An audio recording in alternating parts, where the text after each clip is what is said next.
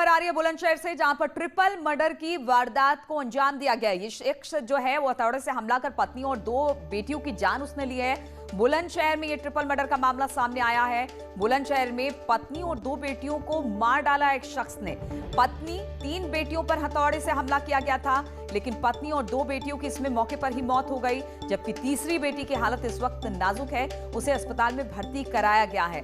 इस पूरे मामले के जो पीछे वजह बताई जा रही है वो ये कि पत्नी और बेटियों के चरित्र पर इस शख्स को शक था, जिसकी वजह से इसने इन पर हमला किया, जिसमें पत्नी और 2 बेटियों की मौके पर मौत हो गई है। एक की हालत नाजुक है और अब पुलिस पूरे मामले की छानबीन कर रही है। तो बुलंदशहर से यह खबर है, जहां पर एक शख्स ने शक के आधार पर अपनी पत्नी और बेटियों पर हथौड़े से हमला किया, जिसमें मौके पर ही पत्नी और 2 बेटियों की मौत हो गई है, जबकि एक बेटी जो है वो अस्पताल में भर्ती है।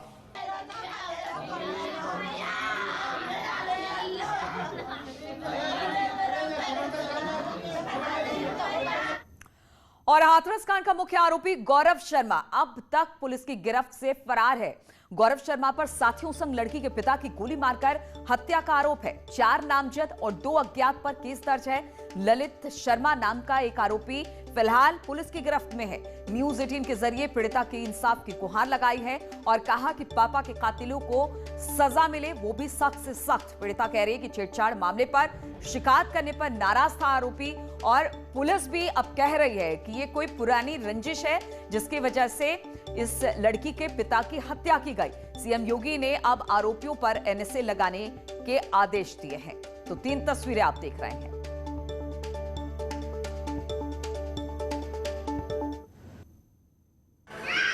हाथरस का पीड़ित परिवार इस वक्त हमारे साथ है। पीड़ित परिवार की बेटी हमारे साथ हैं। उनसे पूछते हैं कि आप क्या चाहती हैं, क्योंकि अभी तक पुलिस जो है लगातार इन्वेस्टिगेशन की बात कर रही है। बस मैं यही चाहती हूँ, जिन लोगों ने मेरे पापा को गोली मारी है उनको गोली मारनी चाहिए। बस मैं उनकी मौत चाहती हूँ, बस मुझे और कुछ नहीं चाहिए। मुझे इंसाफ चाहिए बस।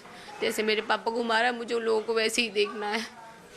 ये सब जो कल हुआ, क्या अचानक हुआ कि वो पूरी प्लानिंग से आप लोग, क्योंकि आप लोग तो वो उसकी पूरी प्लानिंग थी, हमारी कुछ नहीं थी। वो 7-8 दिन से इस गांव में रुक रहा था अपनी बीवी बच्चों को लेके, साथ में पूरी फैमिली को लेके।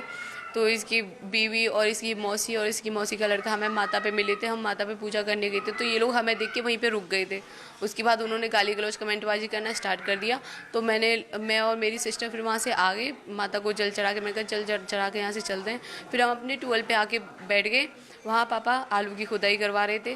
फिर ये ट्यूबवेल पे भी आके, रास्ता वहीं से है ट्यूबवेल पे होके हमारे गांव की साइड होके, तो वहाँ पे आगे भी ये डायलॉगबाजी ने स्टार्ट कर दी, इसकी मौसी ने और इसकी वाइफ ने और इसके मौसी के लड़के ने।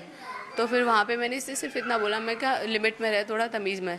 तो फिर इसने सिर पे मेरे ऊपर इसकी मौसी चढ़ने लगी, तू तमीज़ में रही, ये कर वो कर, बदतमीज़, ये वो, गाली देने लगी मेरी मम्मी को, मुझे ये सब। तो ये सब देख के फिर पापा आ गए। पापा ने हमें, हमारे खेतों पे आते हो, हमें ही धमकी देते हो, यहाँ से निकल जाओ, ये वो करके पापा ने।